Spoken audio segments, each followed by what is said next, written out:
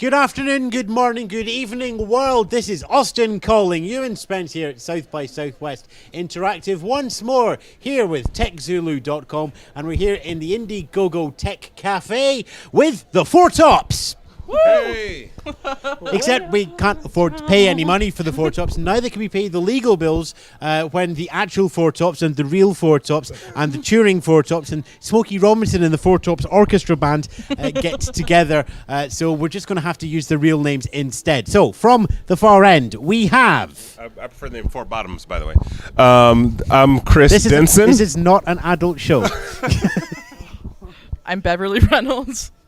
Good to know. I'm Amy Rubin. Okay, and they have all been on a panel today talking about the intersection of TV and video and online. And how much fun was the panel? It was a lot of fun. We had a good audience. People listened. One guy was reading when we were talking and fessed up to that in his question. Cool. Was that your dad? No, my parents were there. They support me.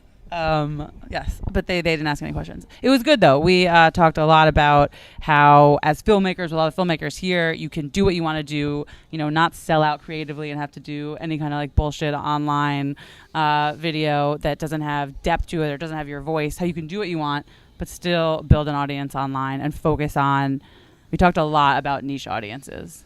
And how to leverage a niche audience with your specific voice and why they're better than just the masses. Okay, so you've had a lot of experience with that with Monocle Studios and some of your productions. Tell us a little bit about, is it little critters, little monsters? Somebody called it Little Terribles the other day, which isn't bad, but it's Little Horribles, which this might end up being. Oh, I'm just kidding. If we weren't live, we could cut that. Well, this is not Little Horrible. This is wonderful. Little Wonderfuls is not my life, but Little Horribles is pulled from my life, and it is all about. There's 12 episodes in the series, and each moment is just little horrible things that happen that aren't a big deal. It's not like famine. It's not like big issues. They're just things like. One episode is where when the screening here as a short film is where my character eats everything in the minibar and then has to run around and try and replace it so it doesn't show up on the bill. And so that series spoke to a really specific audience, people who eat minibars. But also, it's mostly women, a little bit older than your traditional YouTube demographic. They watch longer content. They have a little bit of like a darker comedy sense of humor. And we've had a lot of success with it. What is the traditional YouTube demographic then? What's the sort of base standard that we regard YouTube as now, Beverly? 16-year-old boys. 16-year-old Yes. boys. I concur. Males, I don't know, 18 to 34. Like 34 is like you're topping out at that point. But it's definitely a boys' club. Amy talks about that a lot, like YouTube or online video just being a boys' club for the most part. And so, a little boys' club. It doesn't mean though that it's interesting because everybody has to be on YouTube just for, you don't have to, but like for SEO even, and just for the ease of access and shareability. And so our series is on YouTube. It's just a difference between I'm not pushing people always to subscribe to the YouTube channel. I'm not trying to get that audience. I'm just using the platform and pushing people to sign up with our newsletter or to sign up to our Twitter or different things like that. And most of our audience comes from, I saw it on Jezebel, I saw it on BuzzFeed, I saw it on these other sort of more specific platforms. So what impact does it have then when you have to reach out to the niche on YouTube? The wonders of the internet is that you can go one-to-one and you don't necessarily have to do one-to-many as you would as a traditional broadcaster. But there are different ways of addressing a niche audience than there are of addressing the 16-year-old boy demographic, isn't there? Yeah, absolutely. And I think Chris probably has a lot to say on this subject. But it's kind of interesting because the internet is so huge, but it's so easy to find your people on there. I mean, it's so cliche and silly to say, but everyone talks about finding their tribes, and that's absolutely true. I mean, once you kind of identify with like-minded people and like-minded outlets like Jezebel that will pick you up, it's kind of a good indication that those people are going to like what you like, and you're going to have a real connection, which is so important in getting your audience built and just, making great content in general for the web.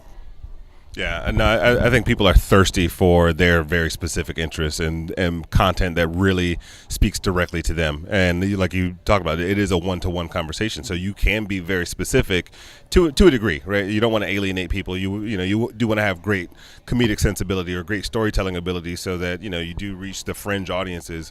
But for the most part, I mean, if you like horseshoes, right? You start to make a series about the creation of horseshoes in Edinburgh, right? Like there's gonna be a group of people that like gravitate toward it, and they're going to start talking about it. And in 4 seconds, 3 seconds, 2 seconds, 1 second, the domain name's gone. 1 second, 2 exactly. seconds, the Twitter handle's gone.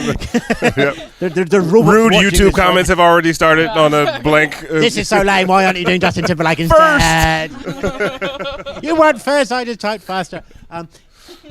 But as keep telling. Come on. As filmmakers, though, do you still have your vision first and then decide you're going for a niche, or are you being niche led and then are trying to work out something that addresses that niche? I mean, I'll let Amy talk after me. No, I mean, it's story first. You started out. No, this is what we talked about on the panel, though. It's always story first. Like, tell your story. It's the same thing. Write what you know, and that's how Amy started. This was like, this is loosely based on my life, and so it just happens to appeal and match up with a lot of other people's interests and experiences and things like that. I'm going to say something before Amy talks too. No, I mean, sometimes you can't help but fall into what is considered to be kind of a more niche audience. I mean, just being a woman on the internet is enough to count as a niche. Sometimes being older is enough to count as a niche, and that, you can't help but fall into that. And so it kind of comes naturally. So Joan Rivers has it sorted then. Yeah. She has I like her audience. I mean, I think it also depends what your end goal is. Like if you're trying to make something to get funding from a brand or from some sort of platform, and you're like, I want Machinima to make this to pay me to make this series, and that's my end goal. So it's my job and whatever.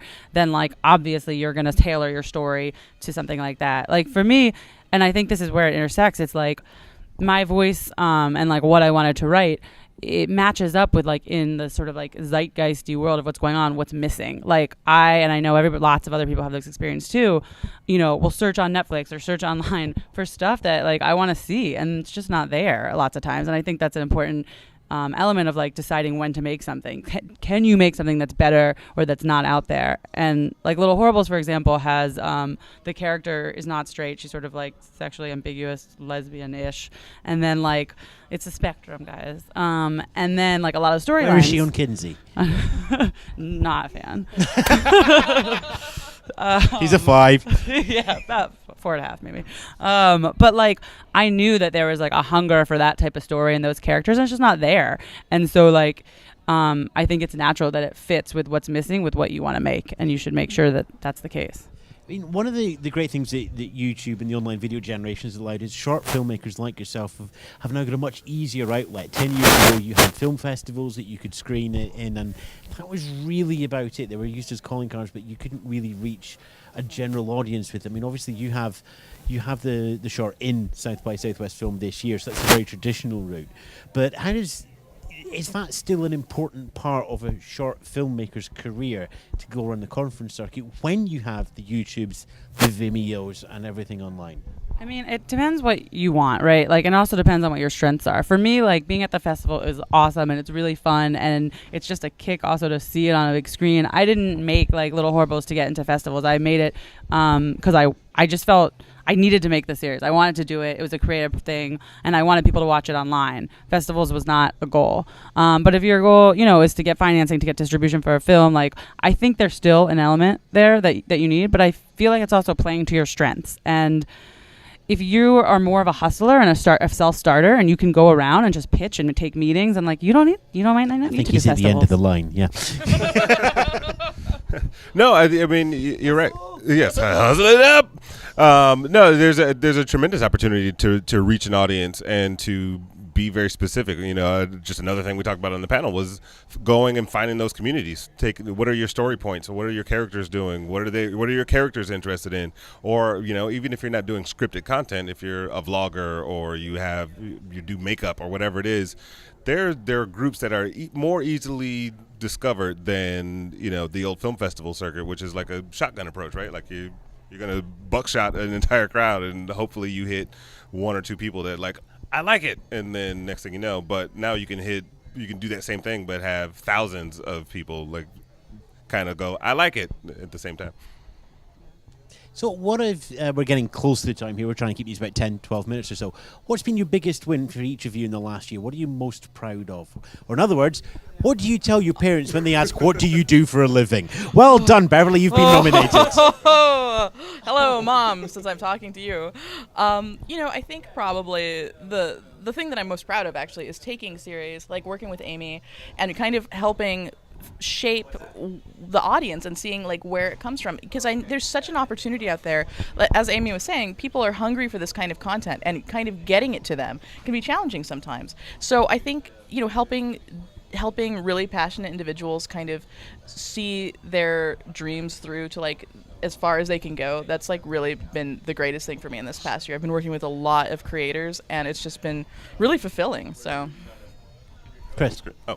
I like looking at ecosystems, right? And like when we start talking about how brands work with creators and how the technology works and how you're able to reach people and what creators are able to do now, like, and even that there's a balance between some that I just want to do my craft. Like if I'm a painter, I want to paint. I don't want to have to tweet and market and build a business behind it. But the possibility is there. And like, similar to Beverly, it's like looking at the ecosystem of what a creator can do and helping them figure out all the different nuances and just taking a 10,000 foot look at what's happening, down below and looking at how it all works together for the greater good. I'll just say quickly, we do a lot of work with I have a production company, Barnacle Studios, which is like more of a boutique sort of like branded entertainment firm, and we do a lot of work with brands and client work, and sometimes it's really, really fun. We still do a lot of comedy, but taking the risk to step back and do my own thing, was definitely like the highlight of the year. And I think in a cool way, it's like it pays off, because you can't always convince people to pay you to do what you want to do. You just have to do it, and then they'll see later, that it might be worth investing. Cool. Well, we've had all the Twitter accounts and everything running along at the bottom of the screen. Hopefully you've taken notes of them, but very briefly, where can we find out more information on the Littles and Barnacles and everything? littlehorribles.com. Pretty much everything you need to get to is there. And Beverly, yourself? I'm at Beverly Noel on everywhere on the internet, so search for that username, you'll find me. Maybe in some unsavory places, I don't know. Oh no, you're on MySpace, aren't you? Oh. My Hulu it's at Densonology on Twitter, my last name, and then ology at the end. There we go. Going for the Twitter. I'm Ewan Spence. You can find me at twitter.com/Ewan and at Ewan Spence and various other places on the internet. It's the Indiegogo Tech Cafe. There is more coming up for the end of the day. More chats coming through. TechZulu.com will also allow you to look back on all the shows and interviews that we've done here at South by Southwest this year. And of course, not just South by Southwest, but in the rest of the tech conference world as it goes on throughout the next 12 months and into 2015 and into whatever mess that we're going to find out in 2015 when we realise that MySpace actually has made a success of it all over again. You can dream, can't you, Justin? I'm Ewan Spence. Thanks for watching. We'll catch you in the next one.